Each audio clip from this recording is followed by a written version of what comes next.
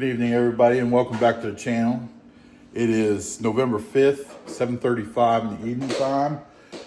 Craig and I had a hard day of bird hunting today, but we're still going to go out and try to kill a coyote tonight, do one stand. So come along. Fingers crossed we see something. This time, I'm going to let Craig shoot first. Or try to let Craig shoot first. You all right with that, Craig? I am. I'm all right with it. I'm not saying it's going to work out for you, but I'm all right with it. All right, so stay with us. See if we can get it done. Well, we're loaded up in the truck. Heading out the road. Going to try a different spot tonight down in this deep valley. Kind of a real low depression. Very uncommon for this area. It just looks really good. It's probably 600-700 yards to the backside of it. It's long. Cattle in there, so good possibility there's going to be a coyote in there too. So we'll have to get it done. One more thing.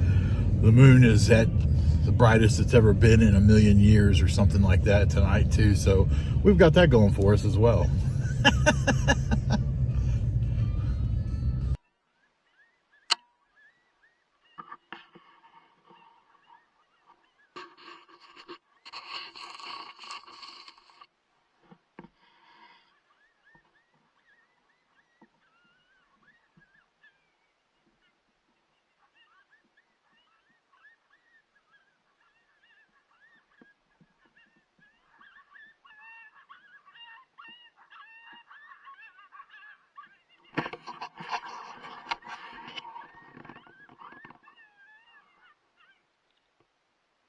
Shoot him or wait for him to stop and then take a shot?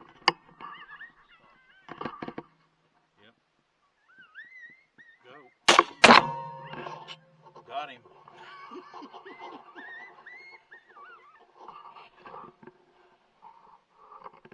Keep your eyes on him. I let you shoot first and I just followed up.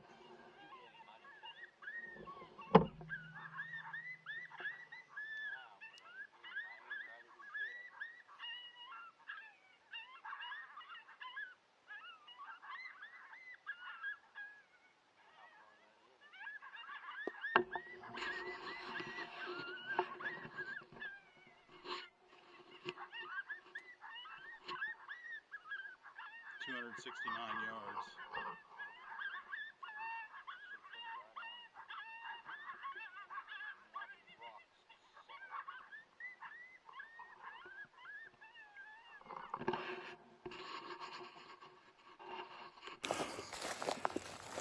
Oh, fuck me. Yeah. Oh.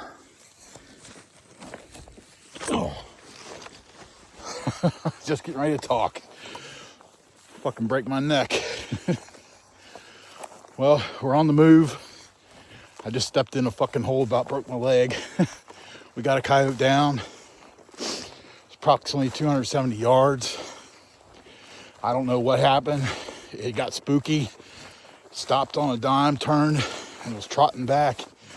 And we took the first opportunity we could get when it stopped. And I gave Craig the first shot, and I followed up. And the dog went down, so we're trudging across the pasture now to go recover it. Come along, let's see if we get it. Look at this crap. This is where that coyote ended up. In this damned hole. I'm gonna guess this is some kind of coyote den, maybe. What do you think? Yeah, it's big. Holy shit.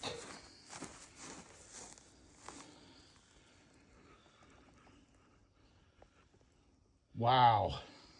That's nuts, man. That is fucking crazy. We'll drag his ass out of there. See what if we've got a male or female. That is nuts. That's a big dog. Damn. Yeah. That is a big dog.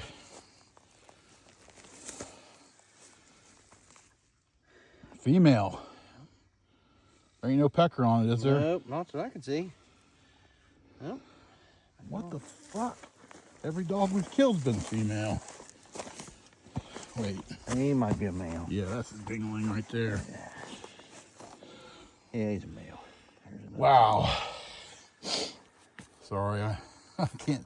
I got this camera turned every which way but loose on this thing. I gotta keep it sideways for the profile for my video. That thing was in that frickin' hole right there. God damn. Woo. I don't know whose shot that was, but it was deadly. One of them come out there, huh? Yep. Or, Is there any other holes in him anywhere? I don't. This would be the exit side, right? 'Cause Right, he was yeah. heading back this way, so. Oh, well, it's a dead cow. Who He's cares how dead, many fucking yeah. holes are in him? It's dead. Yep.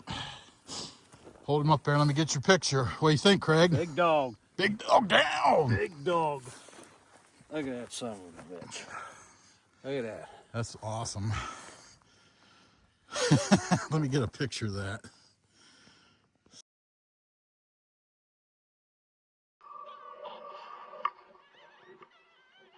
This is the second stand for the night, and this guy came in but didn't give me a clear enough shot to make a decision.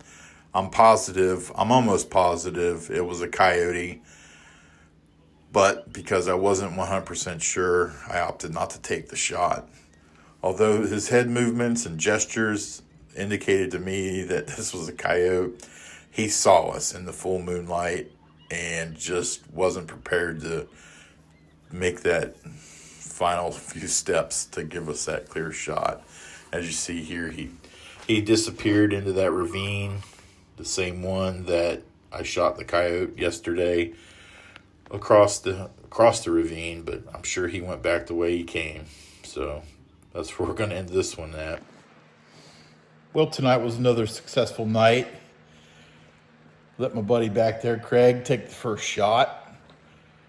Then I followed up with a backup shot, and we have a dead coyote.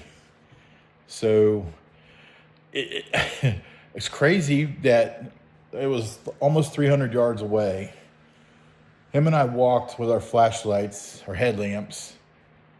We just kind of picked a straight line and walked right to it. And that's where we found it, in that goddamn hole. I don't know if that's a badger hole or whatever, because that coyote did not come from that hole. It came from across the Great Divide over there. It did, because it came off that hillside with the cattle, if you remember. And it had to have crossed. Remember when it went out of sight?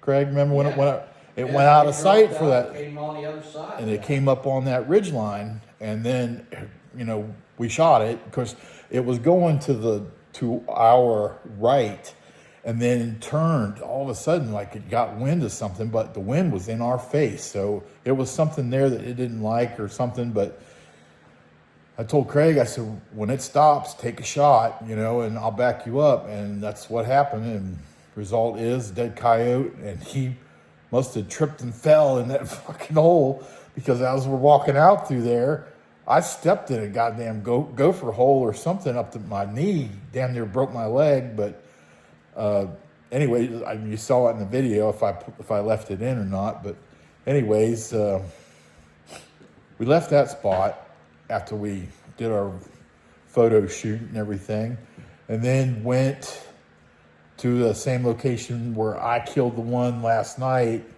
with no video of it except as it's flip-flopping around in the ground dead.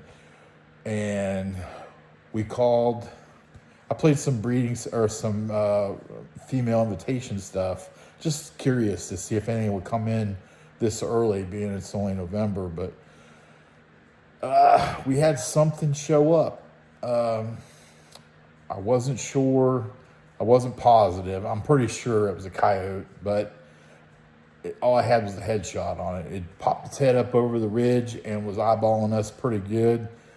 And I I'm not going to take that shot. I mean, because it could have been a deer, but I doubt it was. It was probably a coyote, because that's the same valley ravine I crossed last night to go get my coyote on the other side. But what you can't see, obviously, is dark. But during the day, that valley, this deep ravine right through there, and then it opens up into this enormous expanse of a valley that's about 150 yards from our setup straight away. And I don't set up on the edge of it, because if coyotes come in, then we're going to have to shoot down into it or whatever. But if we set way back off of it and call them to the top, when they break over the top of the hill, we know they're 150, 200 yards in range. So you know the distance. So I mean, it's just an easier shot. You kind of know, but it never happens that way, of course. Nothing's ever easy, is it, Craig? No, it is not. So we froze our nuts off because it's 37 degrees and the wind's blowing about 20 miles an hour. And we just said, to hell with it. After that coyote disappeared, or the head disappeared, we just said, let's get the hell out of here. And we left and called it a night. We figured 2 stands was enough. So tomorrow is going to be our last day of coyote hunting here in South Dakota. We'll have tomorrow morning and afternoon, we're going to pheasant hunt again, and then Friday morning and probably nothing after afternoon. I don't know. Depends on how we feel, but we got a hell of a drive. Well, start of a hell of a drive back home. We're going to go to Missouri, down to Warrensburg, and stay the night down there, see my son and daughter-in-law, and then head east on Saturday morning. So, but I just, keep watching. Thanks for watching, and I hope we entertain you. Right, Craig? Yes. You can see he's full of entertainment back there. Anyways, thanks for watching. Remember to tell your friends about me, and like, share, and subscribe. Until next time, see you later.